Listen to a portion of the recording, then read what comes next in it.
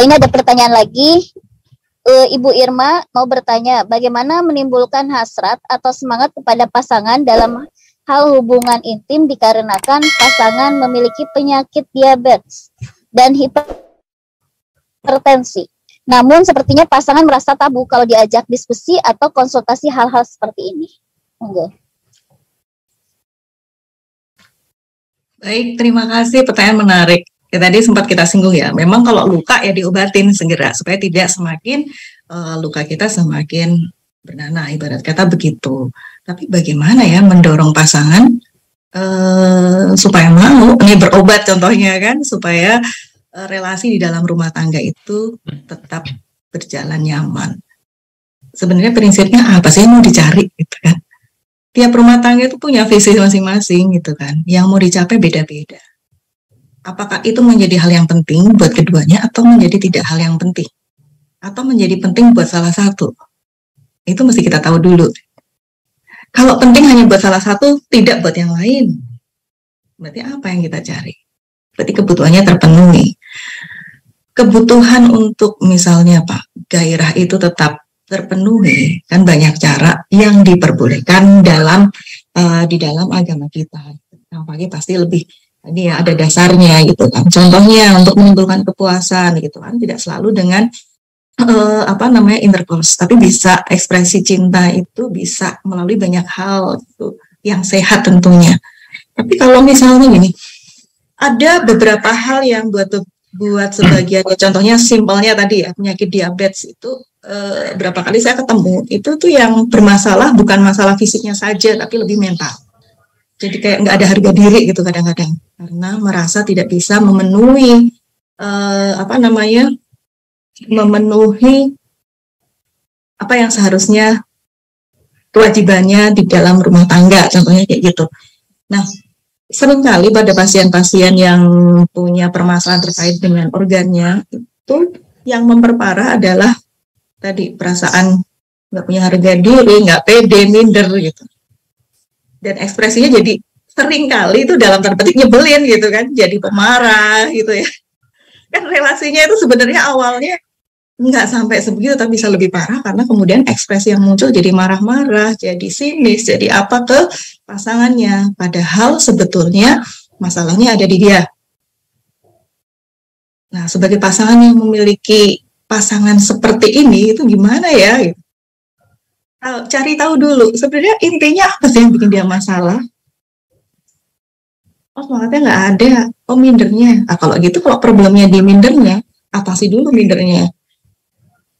Banyak hal yang kita bisa sampaikan gitu. Beb, nah terusnya ganti ya kalau Kak Jill gitu, darling gitu. Oke. Nah, itu kita sampaikan gitu loh. Hal-hal kita puji gitu kan. Supaya kalau problemnya di harga dirinya naikin dulu gitu kan, bahwa kamu tetap istimewa gitu loh, aku senang loh dengan pemikiranmu tentang hal ini gitu. Jadi nggak melulu soal itu. Misalnya kalau misalnya problemnya itu ketangkep, misalnya tadi ya soalnya terkait dengan harga dirinya sudah naik, kita memasukkan sesuatu akan menjadi lebih mudah. Atau misalnya problemnya pada bahwa entar pengobatan itu belum tentu berhasil nih gitu.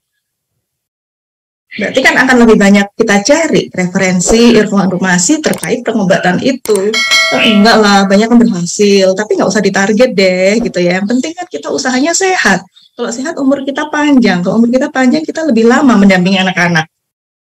Kan bahwa meskipun judulnya memperbaiki fungsi organ seksual, tetapi kan belum tentu tujuannya hanya itu kan.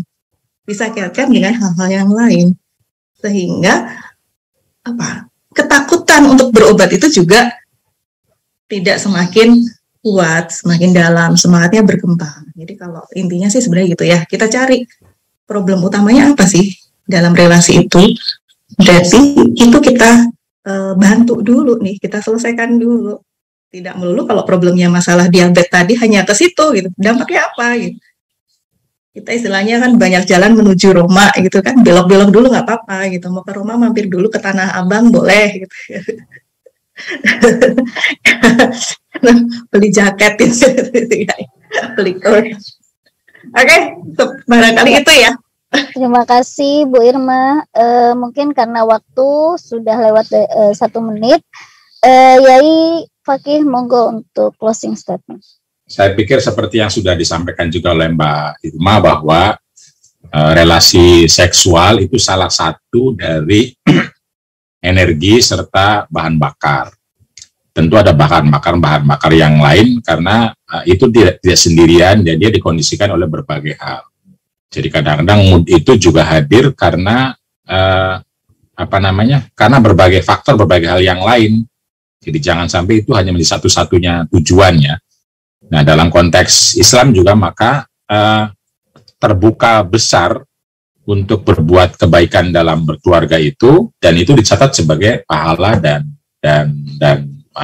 ibadah serta sedekah. Nah, termasuk dalam hal ini ibadah untuk berhubungan intim. Tapi berhubungan intim lagi-lagi itu hanya salah satu dari bagaimana kita membangun hubungan yang kuat, yang baik, yang saling menyenangkan dan membahagiakan. Yang lainnya tetap harus diperhatikan, soal omongan, soal layanan, soal hadiah, soal apalagi ya, komitmen, soal dan lain sebagainya, dan semua itu adalah bagian juga dalam Islam sebagai ibadah. Nah, karena itu ya, mari kita memiliki ragam ibadah, tidak hanya satu, biar relasi kita juga tidak membosankan. Makasih. Bu Irma, ada closing statement? Terima kasih, saya tidak bisa berkata apa-apa. Ternyata seru juga ya membahas ini pagi-pagi. Sambil ngomong libur, bisa dilanjut.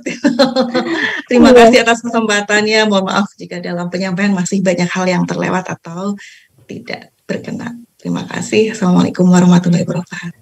Waalaikumsalam warahmatullahi wabarakatuh. Ini Bu Nyai Nur Rofiah menambahkan dalam hubungan una libasun lakum wa antum libasul lakum. Dalam hubungan seksual, pasutri sama-sama bagaikan pakaian bagi pasangannya, sehingga hubungan seks mesti berfungsi seperti pakaian, saling melindungi, saling menutupi, dan tidak pantas diperlihatkan. Jadi saling memperindah dan fungsi-fungsi baik lainnya. Tadi yang mungkin sedikit saya catat yaitu bahwa Yai Fakih yang harus digarisbawahi 5 pilar dalam berumah tangga, jawas, misakon koliton, musyawarah, muasyarah bil ma'ruf, dan antarodin. Sedangkan menurut Bu Irma harus terus dipupuk atau diperbanyak bahan bakarnya, baik dari kata-kata penguat, waktu yang berkualitas, mengungkapkan kebutuhan, dan love language-nya. Insya Allah teman-teman yang mendengarkan di ruang virtual ini setelah selesai ini langsung diskusi dengan suaminya, atau bisa jadi pagi-pagi ini rambutnya semuanya pada basah karena sudah dapat ilmunya. Terima kasih Yai, terima kasih Bu Irma, terima kasih buat teman-teman virtual semuanya. Mudah-mudahan pagi hari ini kita mendapatkan ilmu yang berkah.